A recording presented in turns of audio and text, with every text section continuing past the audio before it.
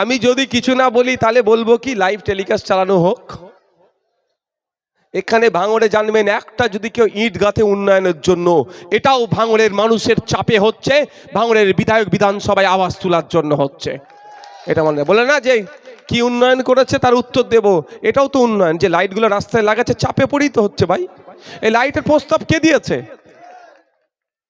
100 কোটি টাকার কাজ করবে, ভালো তো, কিন্তু 1992-52 সাল থেকে ভাঙড়ের মানুষরা ভোট দিচ্ছেন, কোনোবারে 100 কোটি টাকার কাজের গল্প শুনিয়েছিল? এবার কেন শোনাচ্ছে? ভাঙড়ের মানুষের চাপের কারণে। এই হচ্ছে বিরোধী থাকা দরকার। কাজ হয়ে যাচ্ছে, কাজ বুঝে নিতে হবে। দেখো আমি পরের পার্টে বলবো বিধায়ক হিসাবে কি করেছে না করেছে। তাই 1000 টাকা এখন বেড়েছে, এখন 8000 টাকা, 8000-এর নিচে ইনকাম। কার জন্য? আপনাদের বিধায়কের জন্য। বিধানসভার মধ্যে গিয়ে বারবার প্রশ্ন তুলেছি, বারবার কথা বলেছি যে কৃষকদের মাসিক গড়াই কেন বাড়ছে না, তথ্য দিয়ে বলেছি। আপনাদেরও জানিয়ে দিতে চাই, কেরলের নাম শুনেছেন, তামিলনাড়ু, পাঞ্জাব, হরিয়ানা, জম্মু কাশ্মীর, মহারাষ্ট্র নাম শুনেছেন তো? এই সমস্ত কৃষকের মাসিক গড়াই আর পশ্চিমবাংলার কৃষকের মাসিক গড়াই অনেক বিস্তর তফাৎ।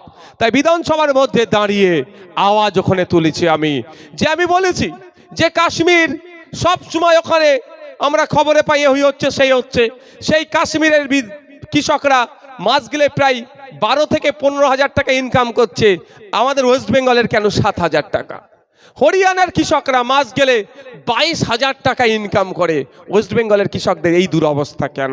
শুধু তাই নয়, আপনারা শুনলে অবাক হবেন, মেঘালয়ের কৃষকরা মাস গেলে 30,000 টাকার ওপরে ইনকাম করে, আর ভাঙড়ের কৃষকরা মাস গেলে আগে 7,000-এর নিচে হতো, এখন বেড়ে 8,000-এর নিচে হয়েছে।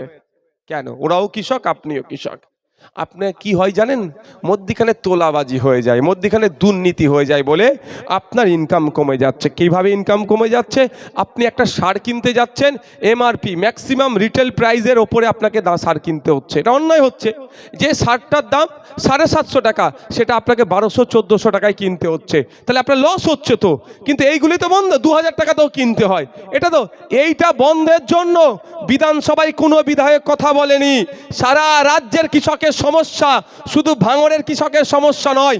ভাঙড় এমন একজনকে পাঠিয়েছে বিধানসভায়, ভাঙড়ের মানুষের জন্য, রাজ্যের কৃষকদেরকে পক্ষে আমি আওয়াজ তুলেছিলাম যে এমআরপি রেটের ওপরে যারা কৃষি সরঞ্জাম বিক্রি করছে সেগুলোকে গ্রেফতার করতে হবে। নড়ে চড়ে বসেছিল, কজনের বিরুদ্ধে এফআইআর করেছিল, করে ব্যবস্থা কিছু গ্রহণ করেছে, কিন্তু এটা চলতে থাকছে, এই চলাটা বন্ধ হবে। এখানে আপনার লস হয়ে যাচ্ছে। 750 টাকার শার্টটাকে আপনাকে ডবল দামে অন্তত কিনতে হচ্ছে, কেন? এটা এক টাকা আপনার খরচ হয়ে যাচ্ছে, ইনকাম তাহলে কমে যাচ্ছে, একটা দিক। দ্বিতীয় দিক বলছি আপনাদের, আপনি একটা ফুলকপি চাষ করলেন, কত টাকা খরচ বলুন? 3 টাকা, সব থেকে কম 3 টাকা, কোনো জায়গায় 4 টাকা, কোনো জায়গায় 3.5 টাকা, কোনো জায়গায় 5 টাকা খরচ হয়ে যায়। একটা ফুলকপি লাগালেন, দানা লাগানো থেকে বড় করে বাজারে নিয়ে যাওয়া পর্যন্ত যদি আমি বলি, বা পরিষ্ট হওয়া পর্যন্ত কত, পুষ্ট হওয়া পর্যন্ত কত? 3 টাকা কম করে। সেই ফুলকপি আপনারা কত দামে বিক্রি করেন? 3 টাকার ফুলকপি 4 টাকা, 4.5 টাকা। এমনও ঘটনা গিয়েছে 3টে ফুলকপি 3 টাকায় বিক্রি করতে হয়েছে। ভুল বলছি নাকি? হ্যাঁ, ভুল বলছি নাকি? ঠিক বলছি তো? তাহলে আপনি আপনার উৎপাদিত ফসলের দাম পাচ্ছেন না। এই উৎপাদিত ফসলের দাম ঠিক কে করে দেবেন? নওশাদ সিদ্দিকী, বিধায়ক আপনাদের আমি। কিন্তু আমার ওই ঠাক পাওয়ার নেই, আমি যেহেতু বিরোধী দলে বসি, আমি দামটা ঠিক করে দেওয়ার। কিন্তু এর আগে দাম ঠিক করার জন্য স্বামীনাথন কমিশন বলে একটা কমিশন তৈরি হয়েছিল। কিসের জন্য? কৃষকদের কথা ভেবে, যে কৃষকরা তো আত্মহত্যা করছে কেন, কৃষকরা আর্থিকভাবে পিছিয়ে কেন। আর্থসামাজিকভাবে কৃষকদেরকে আপলিফমেন্ট করতে হবে, কৃষকদের ডেভেলপ কিভাবে হবে সেটাকে সামনে রেখে একটা কমিশন তৈরি হয়েছিল। আমার কথা শুনতে কি খারাপ লাগছে আপনাদের? চোর ডাকাতদের গল্প বলবো না, আপনাদের কথা শোনাবো। আপনাদের কথা আপনাদের জানা দরকার তো ভাই। স্বামীনাথন কমিশন, আচ্ছা কারা মনোযোগ দিয়ে শুনছেন একটা হাতটা তুলে দেখান তো আমাকে, হাতটা একটু তুলে রাখুন।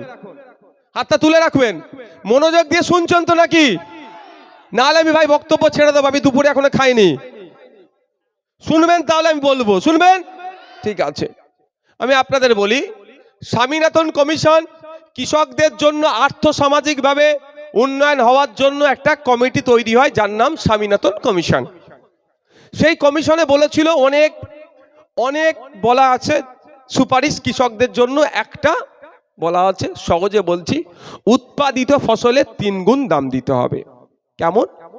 আজকে আপনি একটা ফুলকপি তৈরি করলেন, 3 টাকা খরচ হচ্ছে, 3 টাকা আপনার মেহনত আর 3 টাকা আপনার লাভ, তাহলে 9 টাকায় ফুলকপিটা আপনি বিক্রি করবেন।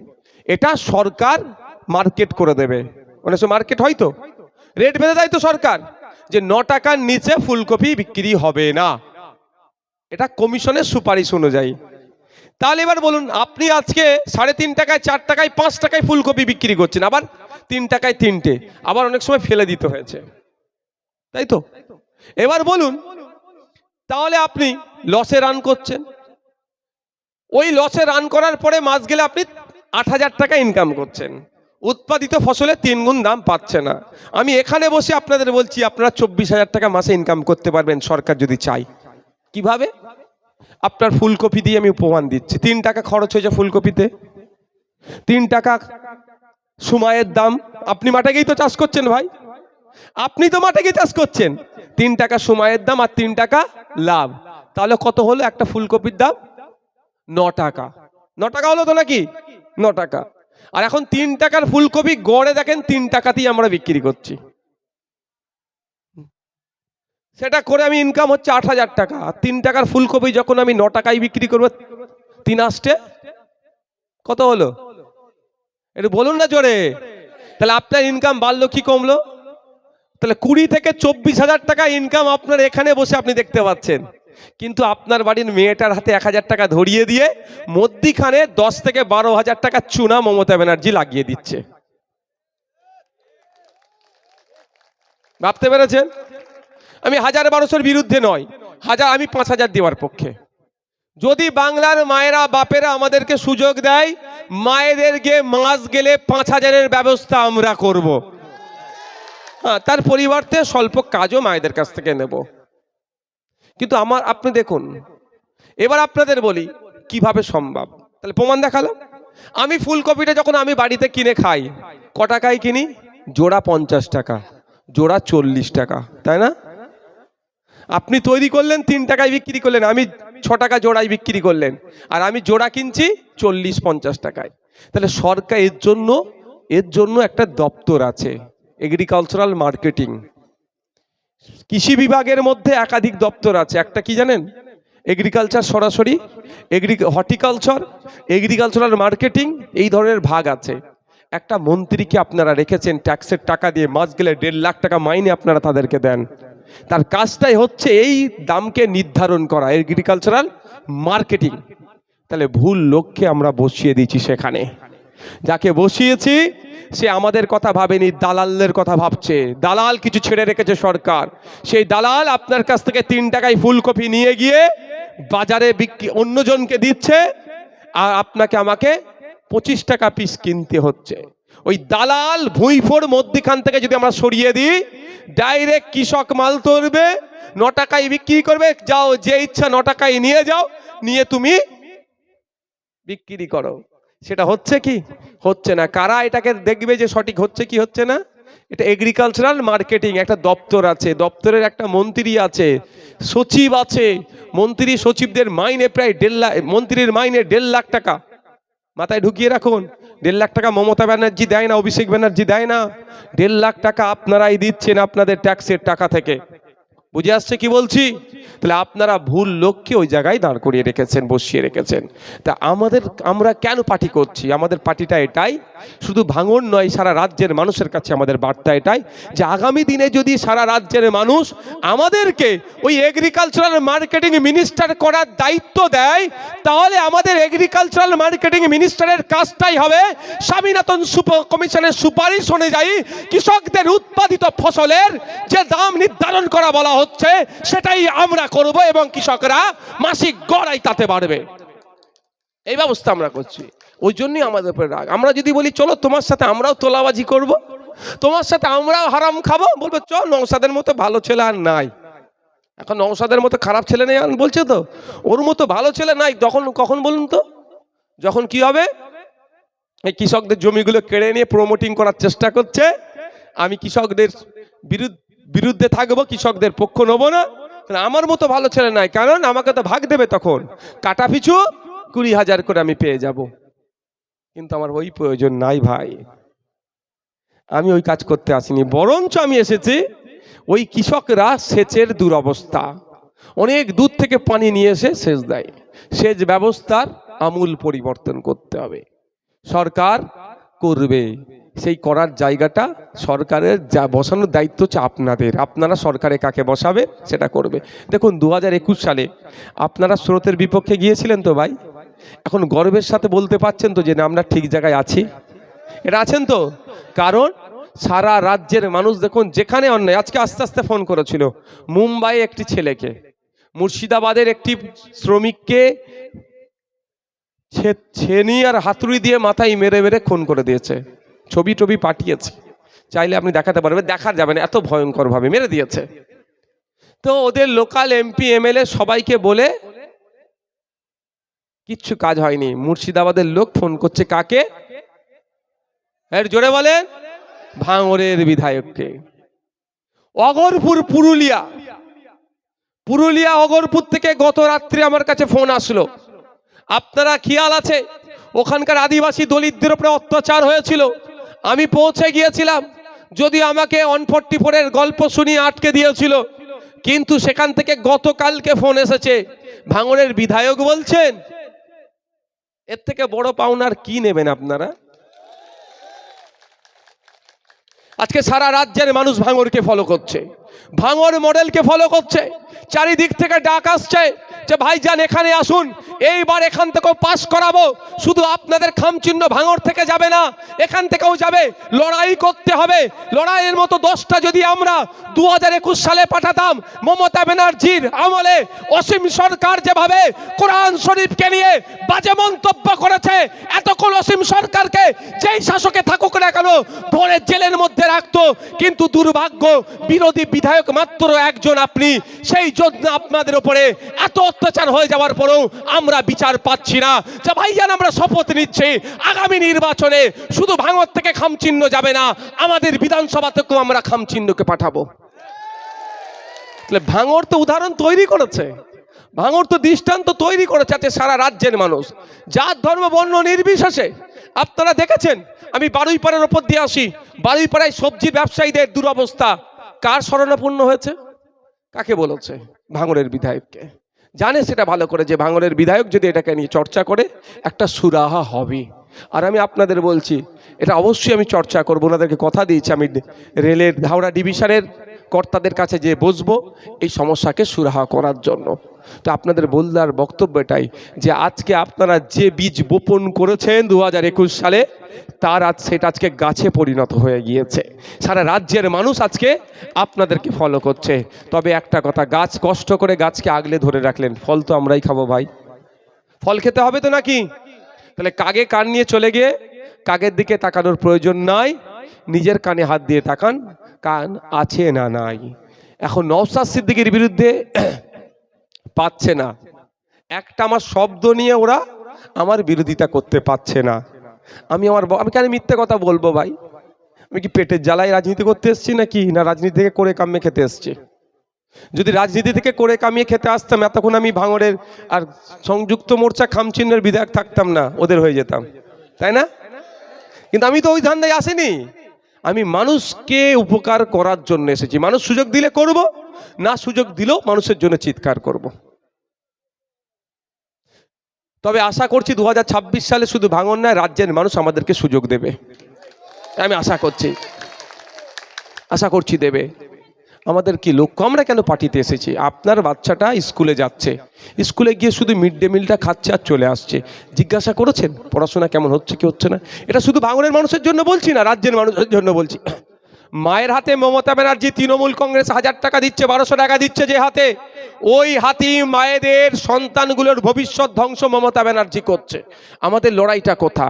আমাদের লড়াই হচ্ছে স্কুলে আপনি শিক্ষক দেন, আমাদের লড়াই স্কুলে চক দেন, ডাস্টার দেন, স্কুলে বাচ্চারা বসে টেবিল চেয়ার দেন, ওইগুলো স্কুলে দেবে না, তার বদলে কি করছে? খেলা মেলা করে হাজার হাজার কোটি টাকা উড়িয়ে দিচ্ছে। আচ্ছা, এখানে যারা আছেন কজনের সামর্থ্য আছে ভাই বলুন তো বেসরকারি স্কুলে আপনার ছেলেগুলোকে পড়াবেন? রাজ্যের মানুষ তো আর্থিকভাবে দুর্বল।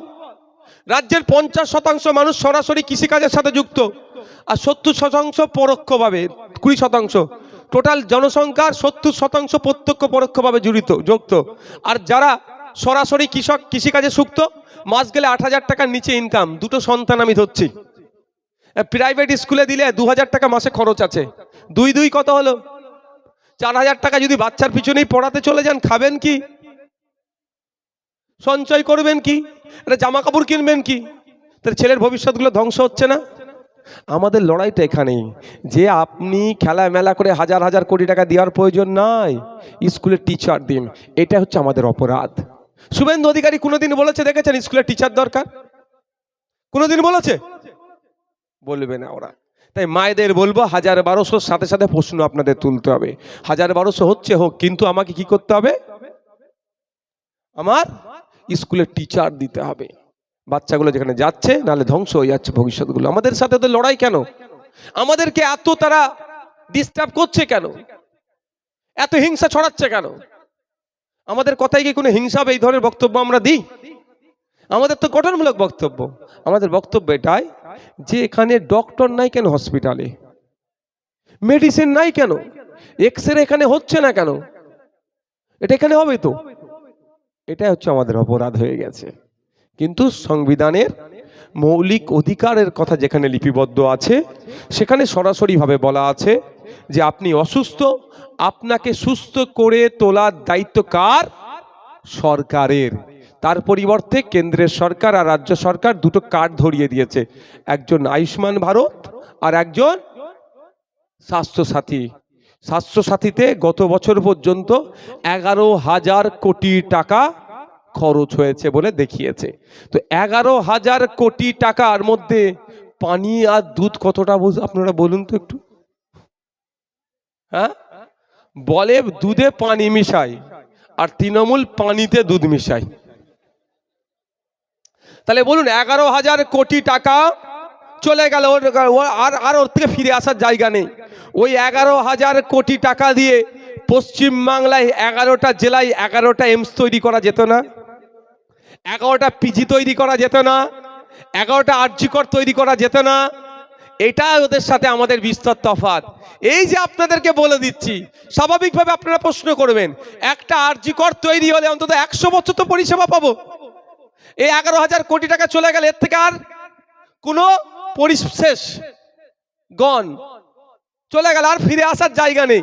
কিন্তু ওই 11,000 কোটি টাকা দিয়ে 11টা যদি আরজিকর তৈরি করতাম আমরা 11টা জেলাতে, তাহলে আগামী যুগ যুগ ধরে ওর থেকে আমরা পরিষেবা পেতাম। তাই তৃণমূলের সাথে আমাদের এখানেই পার্থক্য, এখানেই লড়াই। লড়াইটা কোথাও আপনাদের বুঝতে হবে। এই লড়াইয়ে পেরে উঠতে পারছে না, ওরা আমাদের সম্পর্কে মিথ্যাচার করছে দুটো বিষয়ে। একটা হচ্ছে যেখানে আইএসএফ ভোট দেবে, ভোট কেটে বিজেপির সুবিধা হবে। আমি আপনাদের বলি, আমি রাজ্যের বিভিন্ন জায়গায় গিয়ে বলি, আইএসএফকে ভোট দিলে বিজেপির ভোট কেটে সুবিধা হবে না। মানুষ যদি আইএসএফকে ভোট দেয়, দিকে দিকে ভাঙড় তৈরি হবে। ভাঙড়ের মানুষ আইএসএফকে ভোট দিয়েছিল, ভাঙড় তৈরি হয়েছে, বিধায়ক তৈরি হয়েছে। তাই রাজ্যের মানুষ যদি ভোট দেয়, দিকে দিকে ভাঙড় তৈরি হবে। তারপরেও বলছি, এখানে চ্যালেঞ্জটা নয়, অন্য জায়গার জন্য আমি চ্যালেঞ্জ দিয়ে আসি। কি চ্যালেঞ্জ? একদিকে মমতা ব্যানার্জি সই করবেন, অপরদিকে আব্বাস ভাইজান সই করবে। তৃণমূলের প্রতিষ্ঠাতা মমতা ব্যানার্জি, আইএসএফের প্রতিষ্ঠাতা আব্বাস ভাইজান আমাদের। তো আব্বাস ভাইজান লিখবে, যেখানে যেখানে আইএসএফ প্রার্থী দেবে, ভোট কেটে যদি বিজেপি চলে আসে, আইএসএফ সমস্ত দায়ভার নেবে, তৃণমূল যা শাস্তি দেবে মাথা পেতে মেনে নেবে। সাথে সাথে ওই লেখার পাশেই মমতা ব্যানার্জিকে লিখতে হবে, যেখানে যেখানে তৃণমূল প্রার্থী দেবে, ভোট কেটে যদি বিজেপি আসে, দায়ভার তৃণমূলকে নিতে হবে, আর আইএসএফ যা শাস্তি দেবে তৃণমূলকেও মাথা পেতে মেনে নিতে হবে। তাহলে দুধকে দুধ, পানিকে পানি হয়ে যাবে। আমরা ভোট প্রার্থী দিলে, ভোট কেটে যদি বিজেপি আসে, তৃণমূল যা শাস্তি দেবে মেনে নেব। ওই গাছের পা উপরে তুলে দেবে, মাথা নিচে থাকবে, গাছের দিয়াল টাঙিয়ে মাথা নিচের দিকে পা উপর দিকে, যত ইচ্ছা মারবে তৃণমূল, মার খাবো আমি নওশাদ সিদ্দিকী। সেই এগ্রিমেন্ট হবে, কিন্তু ওই এগ্রিমেন্টও মমতা ব্যানার্জিকে সই করতে হবে। যেখানে যেখানে তৃণমূল প্রার্থী দেবে, ভোট কেটে যদি বিজেপি আসে, তখন আমরা কি করব গো? বুঝতে পেরেছ? আর বলে লাভ নেই, বললে ভয় পেয়ে যাবে, আর সই করবে না, করাতে হবে, বুঝতে পারছে, সইটা করিয়ে নিতে হবে। 2021-এর আগে থেকে মার খাচ্ছে, 19 থেকে, সেই দেখো না কি খেয়াল আছে, কাজ দিয়া। আমি যাব কাজ দিয়াতে, খুব তাড়াতাড়ি যাব। যার উপর অত্যাচার হচ্ছিল তার বাড়ি খেতে যাব। তার মায়ের একটু শরীরটা অসুস্থ, তার মাকে দেখতে যাব, খেতে যাব না, তার মাকে দেখতে যাব। আমি যাব, বলে যাচ্ছি, দেখি কে কে আমাকে রাস্তায় আটকায়, দেখি একটু। যত ভাঙড়ে কেন, ভাঙড়ে হিংসা লাগাতে চাইছো, ভাঙড়ে তৃণমূলকে দিয়ে ভাঙড়ে আইএসএফকে হিংসা লাগাতে চাইছো। এই তো রক্তদান শিবির করে আসলাম, কোথায় ওটা? খড়গাছি। তখন আটকাতে পারতো তো। ও হিংসা ওখানে করবে না, হিংসা এখানে করবে তুমি না? ভাঙড়ের মানুষকে বোকা পেয়েছো তুমি। ভাঙড়ে তৃণমূল আইএসএফ এর মধ্যে কেন লড়াই করবে? যাক, কি প্রসঙ্গক্রমে বলছিলাম তাহলে। আর যদি তৃণমূল ভোট কেটে বিজেপিকে নিয়ে আসে, তাহলে আমরা শাস্তি দেব, যা মেনে নেবে, এটা লেখা হবে। অসুবিধা আছে কারো? আমরা বিজেপির বিরুদ্ধে জান প্রাণ দিয়ে লড়াই করার জন্য প্রস্তুত আছি তো নাকি? প্রয়োজনে জীবন দেবো, বিজেপিকে আটকানোর জন্য লড়াই করবো তো নাকি? তাহলে আমাদের এগ্রিমেন্ট করতে কোনো অসুবিধা আছে? আমাদের অসুবিধা নাই। তবে একটুখানি বলবো, বাড় খেয়ে মমতা ব্যানার্জিকে কেউ না বলে দিদি নওশাদ সিদ্দিকীর সাথে এগ্রিমেন্ট করে নেন। শুধু এতটুকুই বলে দেবো, 2021 সালের লিস্টটা দেখে নেবেন। 77টা সিট পেয়েছিল, ওইখানে ভোট কেটে, কাদের ভোট কেটে বিজেপি এসেছিল, এই তথ্যটা একটু তুলে রেখো। আর আগের দিনে বলেছিলাম কি কাঁচা কঞ্চির বিষয়, একটু তাদের গায়ে লেগেছে, আমি কঞ্চিতে আর যাবো না, শুধু তথ্যটা তুলে রেখে দিও। আমি আপনাদের বলছি, ওরা এগ্রিমেন্ট করবে না, কারণ ওরা ভালো করে জানে এই কয়লা চোর, জানো তো কে কয়লা চোর? শুধু নোটোরিয়াস ক্রিমিনাল নয়, কয়লা চুরির অভিযোগ আছে। ওই কয়লা চোর থেকে শুরু করে গরু চোর, বালি চোর, এখন তো সব চুরি করতে করতে মৃত মানুষের চোখও ওরা চুরি করে নিয়েছে। মৃত মানুষের চোখ চুরি করে নিল বারাসাতে। তড়িঘড়ি টাকা ধামাচাপা দেওয়ার জন্য একজনকে চাকরি দিয়ে দিল, কিন্তু তদন্ত এখনো হলো না যে কে চুরিটা করেছে। চুরি করলে দেখা যাবে তৃণমূলের কোনো নেতার ভাই ভাইপো চুরি করেছে। এটা 2021 সালে 77টা সিট পেয়েছিল বিজেপি। কারা কারা ভোট কেটে গিফট করেছিল সেটা আমরা ভালো করে জানি। তো এখন ওরা যদি এগ্রিমেন্টে সই করে, তাহলে ওই দুটো জিনিস হবে। তাহলে ভোটের কাউন্টিং যেদিন শেষ হবে, তাহলে বুঝতে পারবে কি হবে। আর দ্বিতীয়টা কি হবে, আজকে যদি মমতা ব্যানার্জি সই করে দেয়, সকালে সই করলো, হয়তো আগামীকাল, আজকে আলোচনা করলো যে শানপুকুরে এসে নওশাদ সিদ্দিকী কথা বলেছে বিজেপিকে আটকানোর জন্য লড়াই করতে প্রস্তুত আছে, বিজেপিকে আটকানোর জন্য। আবার আইএসএফ এর সম্পর্কে যে মিথ্যাচার করছো, সেটা সেই বিষয়টা মিথ্যা প্রমাণ করার জন্য নওশাদ সিদ্দিকী, তার বড় ভাই, পার্টির প্রতিষ্ঠাতা আব্বাস ভাইজান সই করার জন্য রেডি আছে। মমতা ব্যানার্জিকে বুঝিয়ে কইয়ে যদি সই করার জন্য রেডি হয়ে যায়, তবে সই করবেন না আমি 100% নিশ্চিত। আব্বাস ভাইজান 100% নিশ্চিত সই করতে রেডি আছে, আর 100% নিশ্চিত যে তৃণমূলের সুপ্রিমো সই করবে না। তারপরেও বলছি, যদি সই করে হয়তো আগামীকাল সকাল 10টার সময় মমতা ব্যানার্জি এগ্রিমেন্টে সই করলো, দেখবেন আগামীকাল বিকাল 5টার সময় তিহার জেলে তৃণমূলের অনেক নেতা তিহার জেলের লাল চা খাচ্ছে। মানে বিজেপিকে আটকানোর জন্য সই করছে, বিজেপি তো রেগে যাবে, বিজেপি রেগে যাবে। নাটক হচ্ছে ভাই ওদের, এটা নয় ইডি।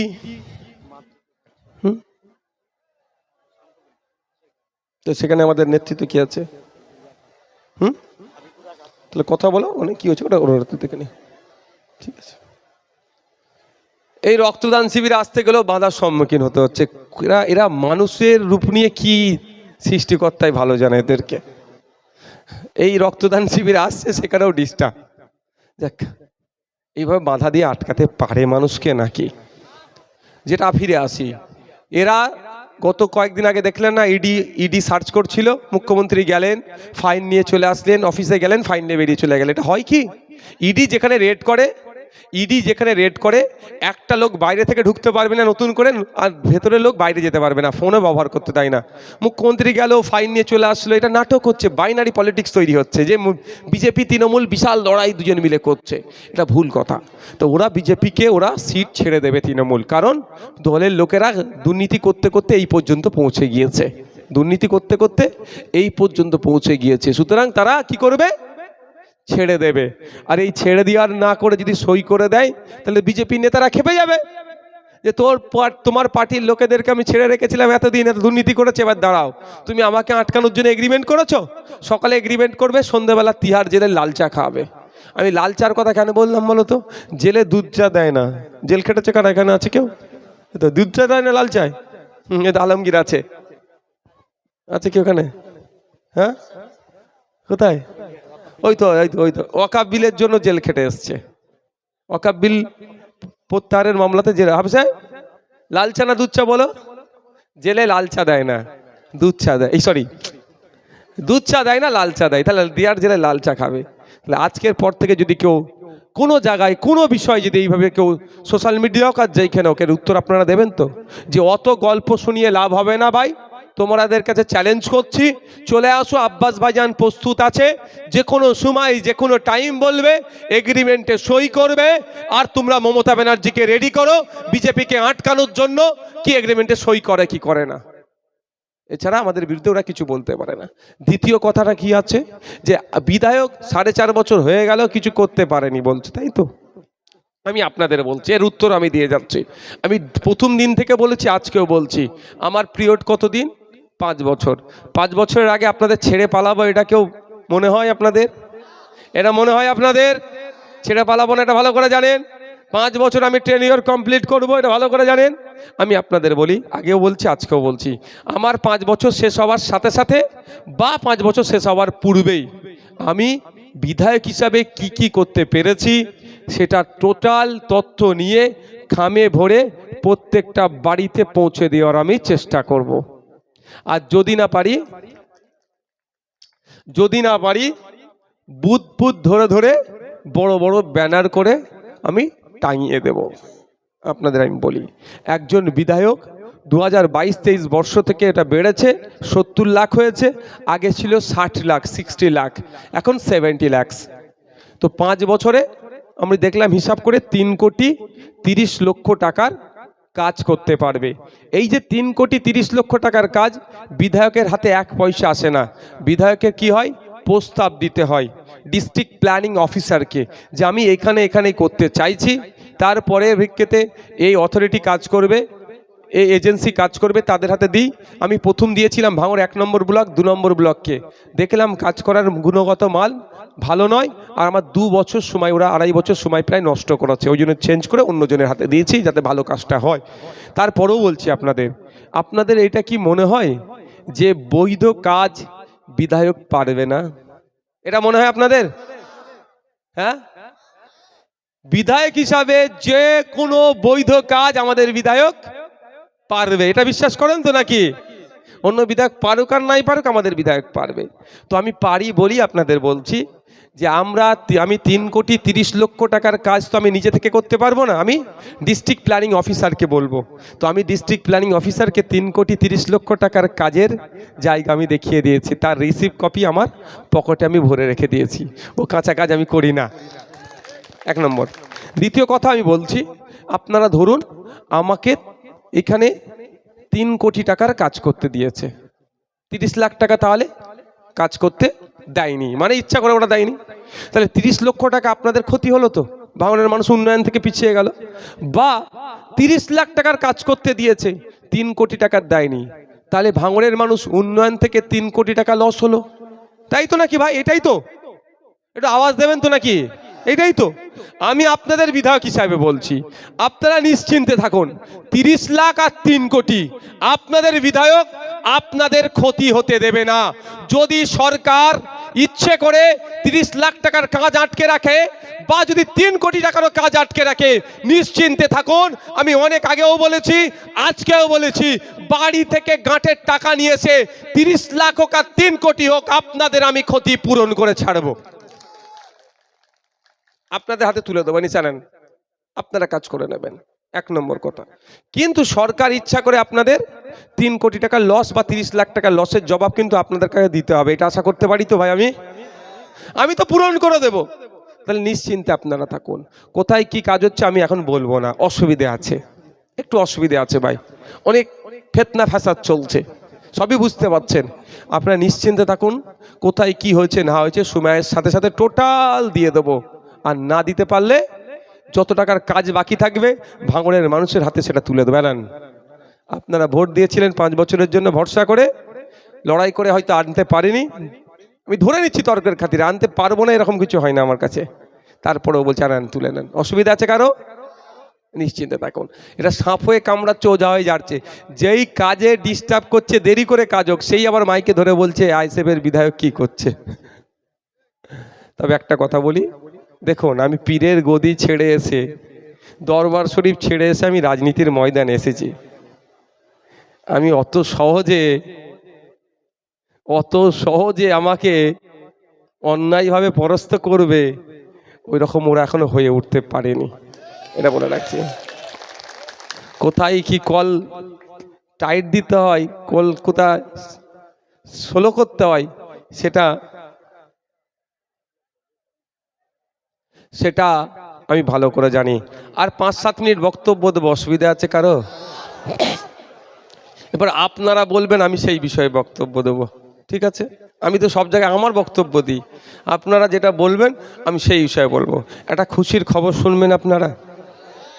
এখন পর্যন্ত আমাদের শহীদ মহিউদ্দিন মোল্লা, হাসান মোল্লা, রেজাউল গাজীদের স্মরণে যে আমরা শানপুকুর অঞ্চল কমিটির উদ্যোগে রক্ত অর্পণ শিবির করছি, ইতিমধ্যেই আমাদের এই রক্ত অর্পণ শিবিরে ভাঙড়ের শানপুকুরের অঞ্চলের 1700 রক্ত যোদ্ধা রক্ত দিয়ে দিয়েছেন। 351। তাহলে এখন পর্যন্ত 5100 মানুষ শানপুকুরের মানুষের রক্ত দেওয়ায় উপকৃত হবে। একজনের রক্ত নিয়ে 4 জন উপকৃত হতে পারে। আমি বলছি না ভাই, আমি ডক্টরদের সাথে কথা বলেছি, ডক্টরদের মুখের কথা, যদি ভুল হয় তাহলে ডক্টররা আমাকে ভুল বলেছে। আমি ভাই নিজে আমার জ্ঞান নেই, আমি মেডিকেলের ছাত্র নাকি যত থাকবে। যাক, আপনারা বলেন কি বিষয়ে বক্তব্য দেবো, 2-5 মিনিট বলবো। হ্যাঁ, খাওয়া দাওয়া করো, আমাকে খাওয়া দাওয়া করিয়ে দাও। হ্যাঁ যা, হ্যাঁ বলো।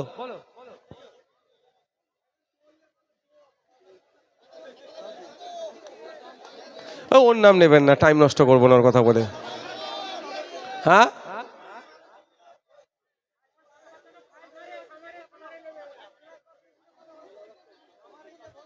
একটা করে বলি। আমার ডান সাইড থেকে একজন বলেছেন যে খেতে ফলাতে না পারলেও খামারে ফলিয়ে নেব। এই উত্তরটা আপনারা শুনবেন। আচ্ছা, আপনারা ভালো করে খেতে ফলাতে পারবেন কারা কারা? হাত তুলে দেখান। মায়েরা একটু হাত উঠবে, কিন্তু যারা খেতে ফলাতে পারবেন, হাতটা তুলে রাখুন। আপনারা ক্ষেতটাকে পাহারা দিতে পারবেন তো?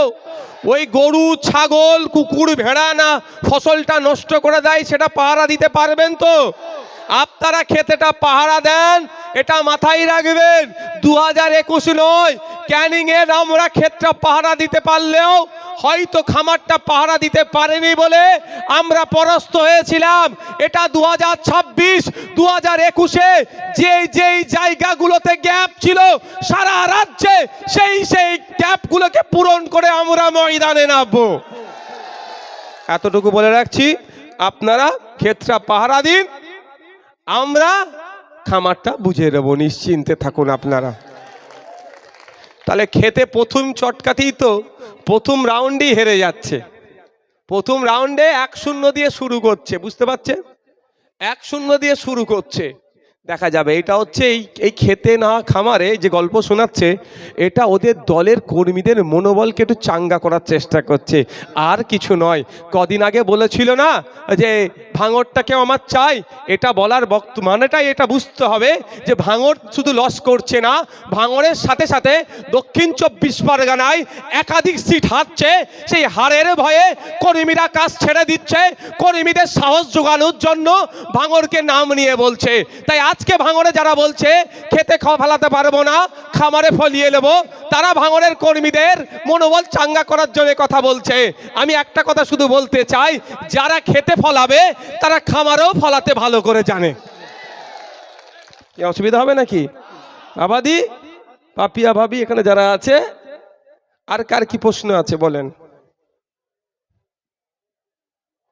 কার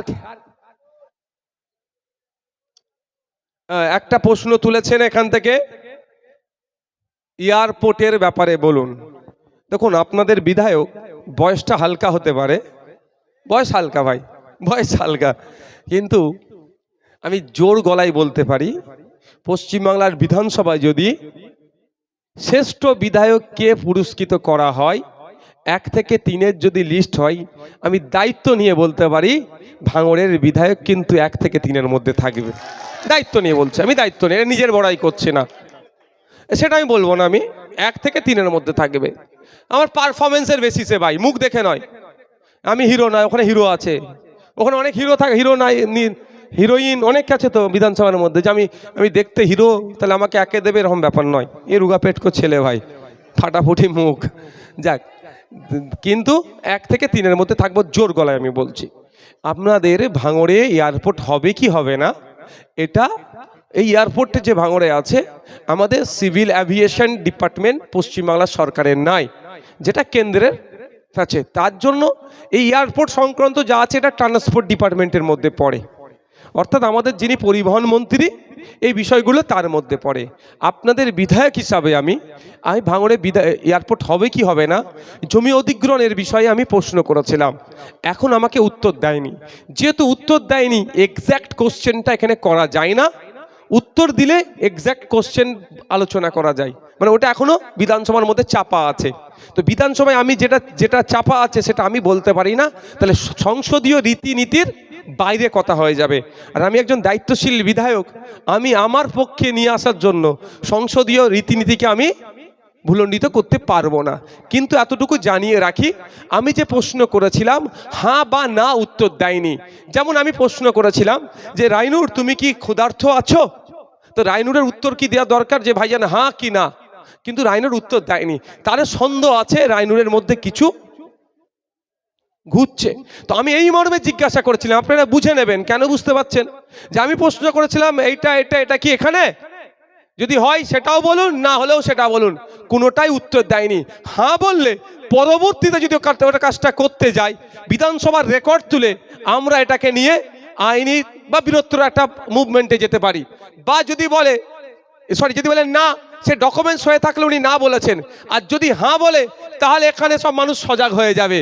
সুতরাং হ্যাঁ না বলেনি, তবে আমার সন্দেহ হচ্ছে ওদের এই দিকে একটা নজর আছে।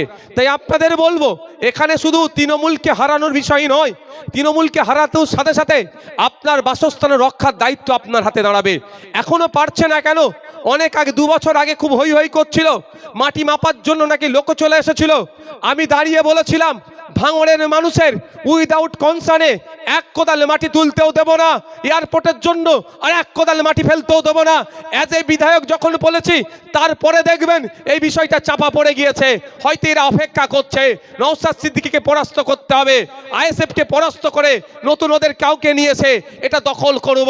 আপনাদের বলবো, রাজারহাট নিউ টাউনটা দেখুন, মসজিদের জায়গা ছিল সেখানে কেড়ে নিচ্ছে, উল্টে যেটা স্বাস্থ্যের জায়গা ছিল সেখানে দুর্গাঙ্গন বানিয়ে দিচ্ছে। যাদের জায়গা ন্যূনতম তাদেরকে ক্ষতিপূরণ তো দেওয়া দূরের কথা, তাদেরকে পাত্তাই দিচ্ছে না। আপনার জায়গা, আপনি মালিক, আপনার এখানে দুর্গাঙ্গন করবে, আপনাকে পাত্তাই দিচ্ছে না। লোকাল বিধায়কের কাছে যখন যাচ্ছে যে স্যার আমার জায়গা দখল করে নিচ্ছে, আমার জায়গা আমি টাকা ক্ষতিপূরণ পাচ্ছি না, আমাকে উচ্ছেদ করে দিচ্ছে, বলছে আচ্ছা দেখছি হবে, কিন্তু ভাঙড়ের জন্য ওটা তো করতে পারবে না। কেন ভাঙড়ের জন্য পারবে না? ভাঙড়ের বিধায়ক মানুষের ভোটে নির্বাচিত হয়েছে, মানুষের মতের বাইরে 1 কোদাল মাটি তুলতে দেবে না, ওরা ভালো করে জানে। তাই ভাঙড়ের বিধায়ককে, ভাঙড়ে খামচিহ্নকে নিশ্চিহ্ন করার একটা সবথেকে বড় প্ল্যান ওদের। এখানে আইএসএফকে হারানো নয়, ভাঙড়ের মানুষকে হারাবে। ভাঙড়ের মাদ্রাসা, ভাঙড়ের মসজিদ, ভাঙড়ের কবরস্থান, ভাঙড়ের শ্মশান, ভাঙড়ের মন্দির, এরা সব বুল্ডোজার দিয়ে মিশিয়ে দিয়ে এখানে ওরা এয়ারপোর্ট করার একটা পরিকল্পনা চালাচ্ছে। তাই আপনাদের বলবো, ভাঙড়ের মন্দির, ভাঙড়ের মসজিদ, ভাঙড়ের কবরস্থান, ভাঙড়ের শ্মশান, ভাঙড়ের ভূমিপুত্র যারা আছেন, রক্ষা করার দায়িত্ব ভাঙড়ের মানুষকে তুলে নিতে হবে। যদি এয়ারপোর্ট করার দরকার হয় চলে যাক পুরুলিয়াতে, চলে যাক বাঁকুড়াতে। অলরেডি এয়ারপোর্টের জন্য অন্ডালে যে জায়গা অ্যাকোয়ার করা আছে, নিয়মিত সেখানে ফ্লাইট উঠছে না। চলে যাক মালদাতে, এয়ারপোর্টের জন্য 300 বিঘার উপরে জমি পড়ে আছে, সেখানে নিয়মিত ফ্লাইট উঠছে না।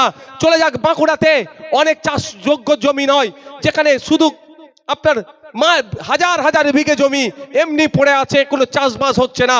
ওখানে এয়ারপোর্ট করুক। তার পরিবর্তে যেখানে 3 ফসলি 4 ফসলি নয়, এমনও ঘটনা আছে ভাঙড়ের বেশ কিছু জমি, একটা জমি থেকে 6 রকম ফসল হয়। সেই জমির ওপরে নজর পড়ছে কেন? এই নজরটা শুধু মমতা ব্যানার্জির নয়, এই নজরটা হচ্ছে RSS এর নজর। এই নজর এই জন্যই কলকাতা থেকে, কলকাতার সারাউন্ডিং যারা আছে এখানে সব তুলে দাও, সব তুলে দাও, এখানে প্রমোটিং হবে। হয়তো ভোগালীতে এয়ারপোর্ট করার প্ল্যান করেছে, জানবেন এটা মাথায় রেখে। ভোগালীতে এয়ারপোর্ট শুধু হবে না, এই জায়গাগুলোও কিন্তু অ্যাকোয়ার করবে, এই জায়গাগুলো হিটকোর মধ্যে নিয়ে নেবে, নিয়ে গিয়ে আপনার হাতে কিঞ্চিত টাকা দিয়ে আপনাকে তাড়িয়ে দেবে। আপনি কলকাতা রাজারহাট নিউ টাউনে চলে যান, গিয়ে দেখতে পাবেন যা প্রাসাদ সম 10 তলা 20 তলা হয়েছে, বাড়ির যিনি কেয়ারটেকার আছেন, যে সিকিউরিটি আছে, খোঁজ নিয়ে দেখুন ওর আগে জায়গাটার মালিক ছিল, হাতে কিছু টাকা দিয়েছে, সব ধ্বংস হয়ে গেছে, আজকে সে সিকিউরিটি হয়ে আছে। তাই এই চক্রান্ত আপনাদের সাথেও চলছে। তাই আপনাদের বলবো, খামচিহ্ন জিতা পরাজয়টা ব্যাপার নয়, ভাঙড়ের মানুষের ভবিষ্যৎ নির্ভর করছে 2026 ভোটের ওপরে। তাই ভাঙড়ের মানুষকে বলবো, সজাগ সতর্ক হন। যদি ISFকে ভালো না লাগে, ভালো ভোট দেবেন না, তবে দুটো পার্টিকে একদম ভোট দেবেন না। একটা হচ্ছে বিজেপি, কোনো প্রশ্নই আসছে না। দ্বিতীয় হচ্ছে তৃণমূল। যদি তৃণমূলের হাতে বকলমে আপনি ভোটটা দিয়েছেন, জানবেন আপনার জায়গার স্বাধীনতা আর রাজারহাটে তার প্রমাণ। রাজারহাটে যে খোঁজ নিয়ে আসুন, ঘুনি মেঘিতে চলে যান, জায়গার নাম বলে দিচ্ছি, ঘুনি মেঘিতে চলে যান, পাথরঘাটাতে দেখেন 250 বিঘে জমি রাতারাতি কাগজ চেঞ্জ হয়ে গেছে, হিটকো হয়ে গেছে। 250 বিঘে জমি, চাষযোগ্য জমি। বিধায়কের কাছে গিয়ে বলছে আচ্ছা দেখছি, ওটা হ্যান ত্যান বলে ঘুরাচ্ছে। আমার কাছেও গিয়েছিল, আমি কিছু নির্দিষ্ট নিয়ম বলেছি, এই করুন, এই করতে হবে। কিন্তু বিধায়কের কাজ কি? জনপ্রতিনিধি তো, চলে আসো তো। আজকে আমি এখান থেকে ফিরে যাব, আমার কাছে খবর এসছে গাবতলাতে আমাকে একবার যেতে হবে। ওখানে অনেক কৃষকদের হাট নিয়ে একটু সমস্যা হচ্ছে। তাহলে আমার কাজ, আমি বিধায়ক তো, আমি তার কথা শুনতে হবে। তবে তো লোকাল বিধায়ক, কিভাবে হাটটা কি সমস্যা হচ্ছে শুনতে হবে। যদি সঠিক ডিমান্ড হয়, তার জন্য যে দপ্তরগুলো যেতে হবে, মার্কেটিং মিনিস্টার আছে পশ্চিমবাংলার, এগ্রিকালচার মার্কেটিং মিনিস্টার, তার সাথে দরকার লাগলে বসতে হবে যে এটা সমাধান করুন আপনি। তো এটা আমার কাজ, আমি বিধায়ক তো। আর আমার জায়গায় যদি আপনি তার গ্রিপের লোককে বসান যে জমি নিয়ে নিচ্ছে এয়ারপোর্টের জন্য, বলে দেখ না অসুবিধা কি আছে। তো এটা আপনারা মাথায় রাখবেন, কিন্তু যে আপনাদের মাথায় আছে এয়ারপোর্টটা, এটা থাকবে যেন রাখেন। আর কার কিছু আছে? নাহলে শেষ করে দেবো ভাই। হ্যাঁ,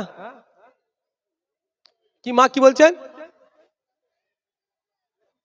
মমতা, ও মমতা মাঝি ফাইল চুরি, আগে তো বললাম।